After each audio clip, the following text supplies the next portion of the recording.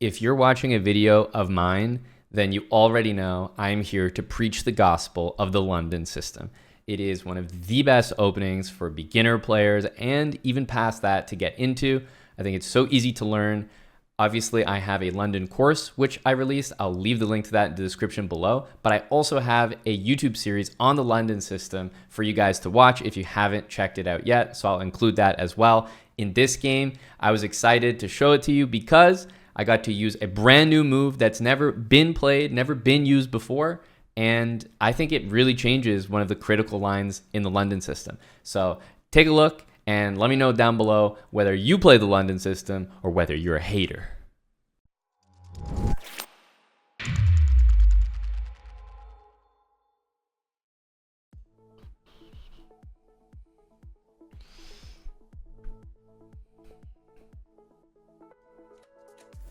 Okay.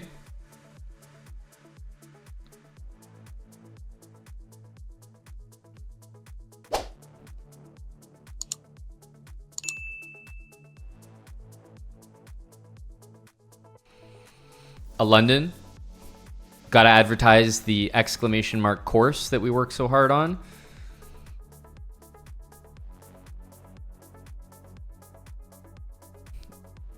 Hopefully we can get a nice win here. Or at least a nice game.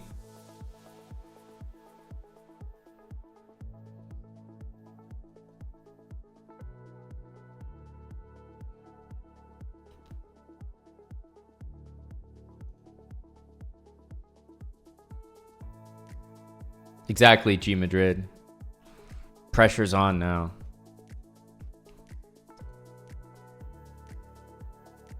Queen c7, I like to play this line where you take and knight e5 and... Okay, it must be bishop d3 here. b6 is the most common here.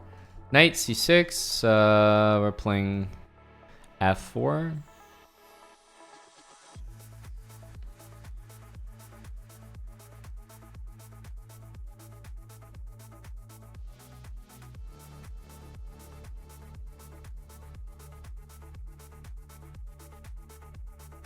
Okay, I'll play this one. Are we not worried about the bishop trade? Oh, we absolutely are. I mean, this is the main idea that black goes for in this position. Because, I mean, the bishop is just such a strong attacking piece. Let's take... But this is how we're going to try to fight it. With the h-pawn. There's nothing I can do about it, you know? If you play queen e2, then they play a5. So you're not stopping bishop a6. So it can be frustrating to, like, sit there and try to.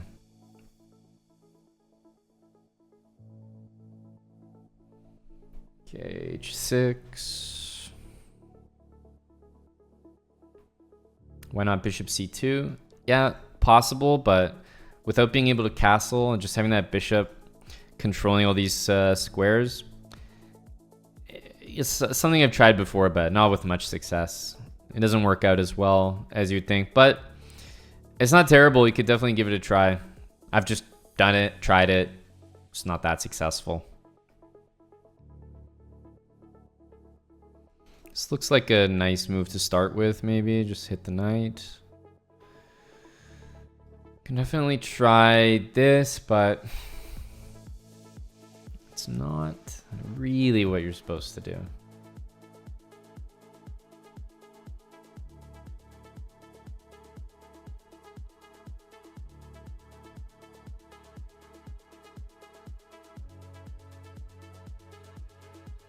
I'm gonna castle. We can still attack here later if that's still the energy. I'm gonna castle.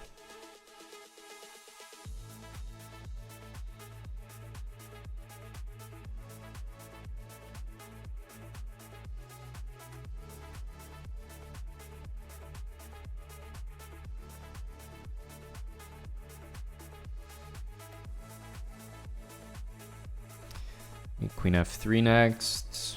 Probably rook goes to d1.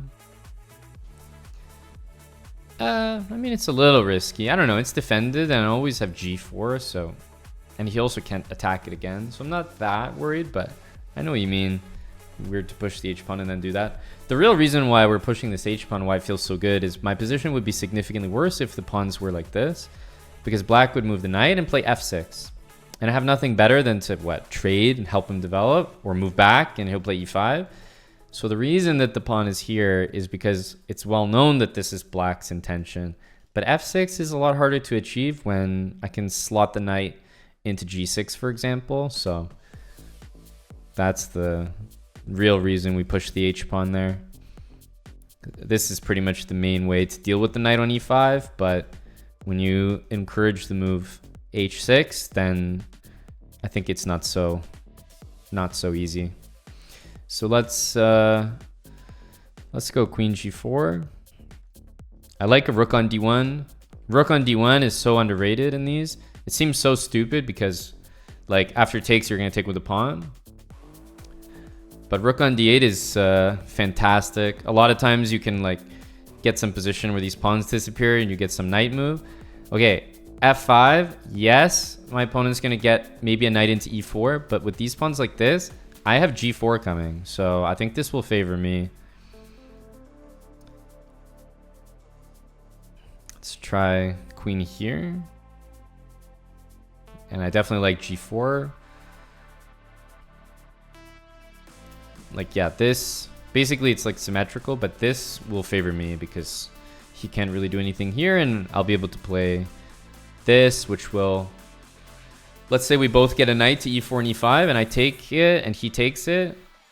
He takes back, I take back. Well, remember, I'm going to play g4, so probably these pawns will be traded. So then he simply can't use the e4 square, or they won't be traded and I'll take and he'll go like that. And that means when he takes back on e4, he's actually using the e pawn. So it'll be here, which means when I take back here, I'll have a protected pass pawn. So no matter what, he's not going to have a fantastic foolproof answer to g4. He's going to have to concede something. So e5 is definitely a better outpost for me than e4 is for him. Just based on this. All about the h pawn. Feels kind of innocuous moving it earlier, but for example, knight f6 here, I'll play g4 to make sure we achieve that.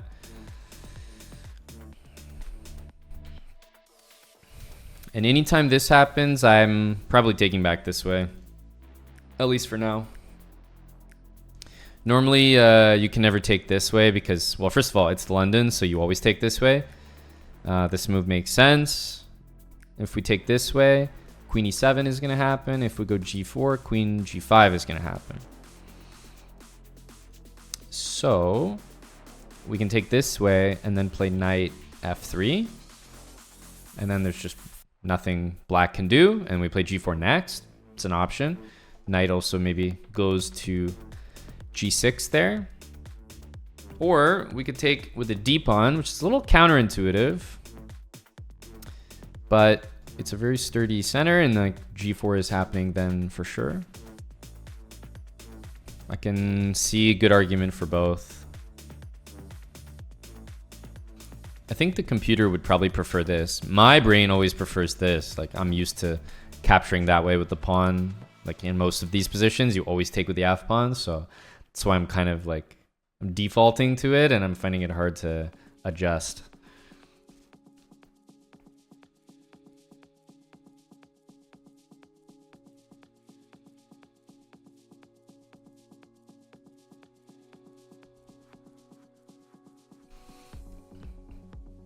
I'm going to stick with it. Queen e7, I like rook f4.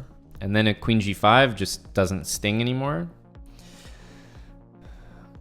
Maybe we can just double rooks. I still want to play g4. He's obviously going to develop this knight. Question is where. If he ever takes, we got to take back this way, I think, still. Queen here is not that good right now. And yeah, we have this idea of putting the knight on g6, so for that reason, I would expect him to develop the knight like that. I think if he develops the knight here, it's a bit of a mistake.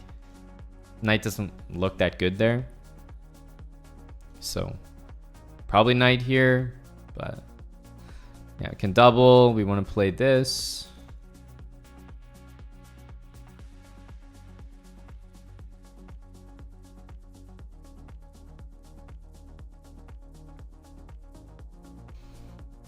Still looking at this, looking at this.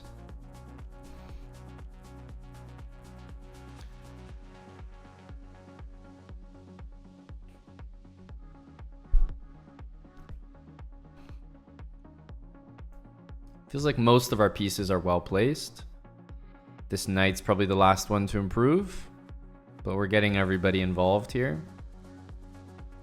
The queen is also on the square the knight wants to go, so I'm going to let him deal with that. Looks a little bit awkward. And at some point, like, he's going to have to go for play like that.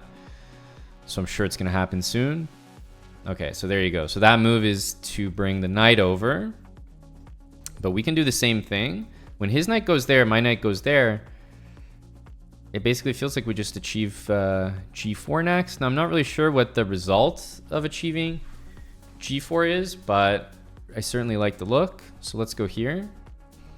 So yeah, he can go here. We'll bring the knight there like that.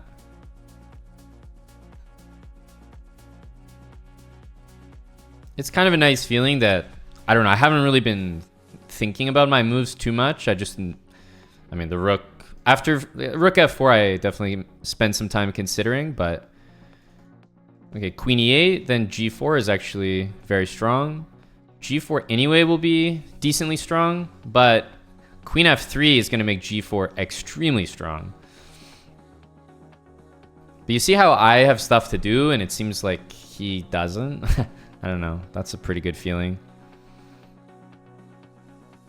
G5 take king G7. Unfortunately, I think that is crazy, Tommy. So he does something natural, like goes for counterplay, but I think it's just too slow. So G4 right now he can take.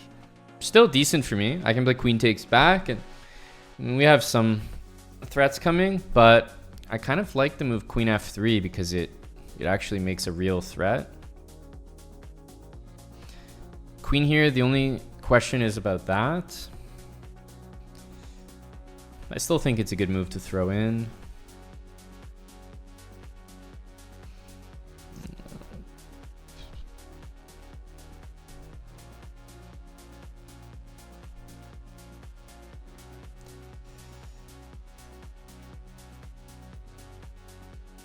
Rook f2 might be a useful move at some point, just to like help out over here. Send the cannonball. Yes, ready for the cannon g4. Hello to Chess TV. This pawn's also hanging, but I think you can understand. I'm not dying to take it. Even though right there, maybe it was a decent move because my knight could then get to the d4 square. I don't know. It's just too much to calculate. So I'm sure the engine was like, take the pawn. Yeah, that's smart.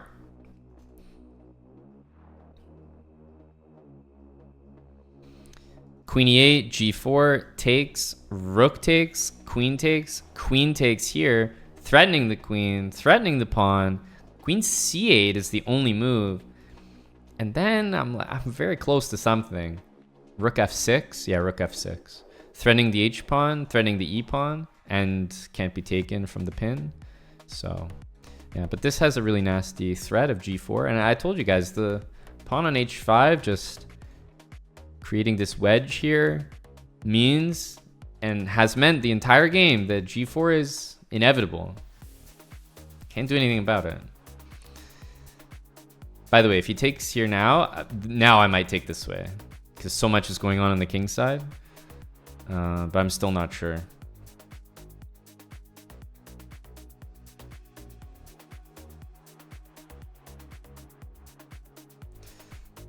But I mean, the threat is to take here. So queen e8 is so logical. But I think g4 is good.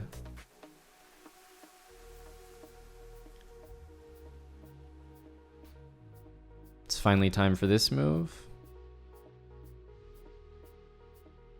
Okay, so yeah, we can take, but I think as we already kind of calculated, we'll try this and then rook f6 at the end. I mean, the only move I can see is this. We're hitting the queen, we're hitting this. Knight f5 is nothing. Rook f6 after queen c8, and then we're threatening two things. So then some counterplay might start, but I think it's too little too late.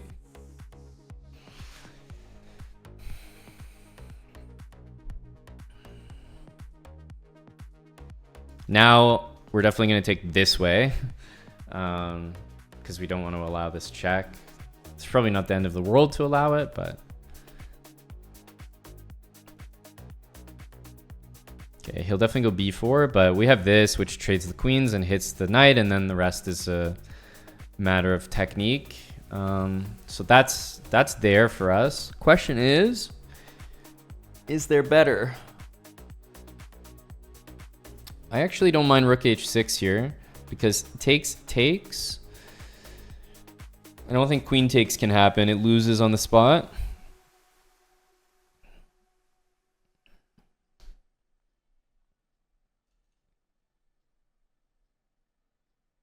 And you can't really guard it. I mean, you can play king here, but something looks wrong with that.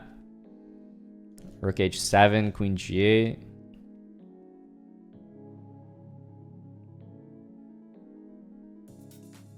King f7. King f7 is mildly annoying, I suppose.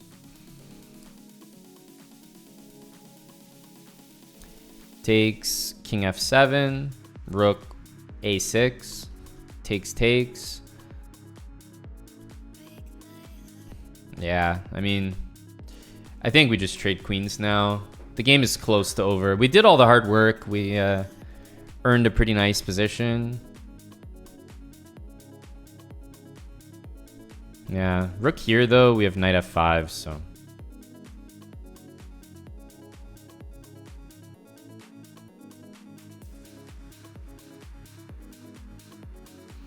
Okay, and now I think rook a3 is like a pretty decent move. Just guard everything.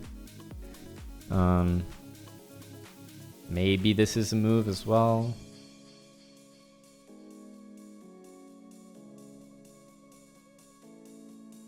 I kind of like this though. It's a boring move, but it gets the job done. It gets the job done.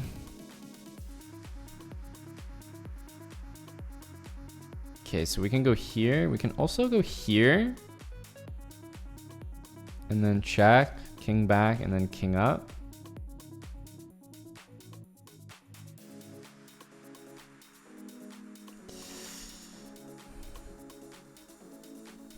Or we can go here and a3.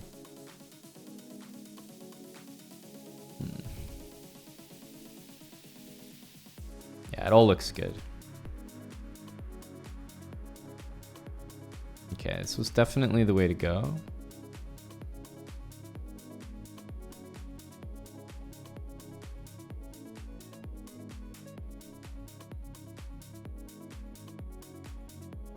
Okay, this.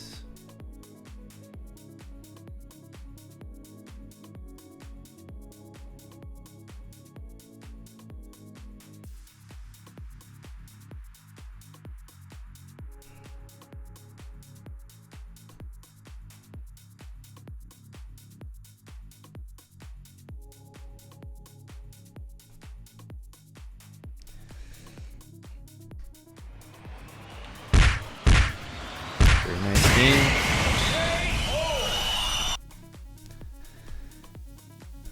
GG.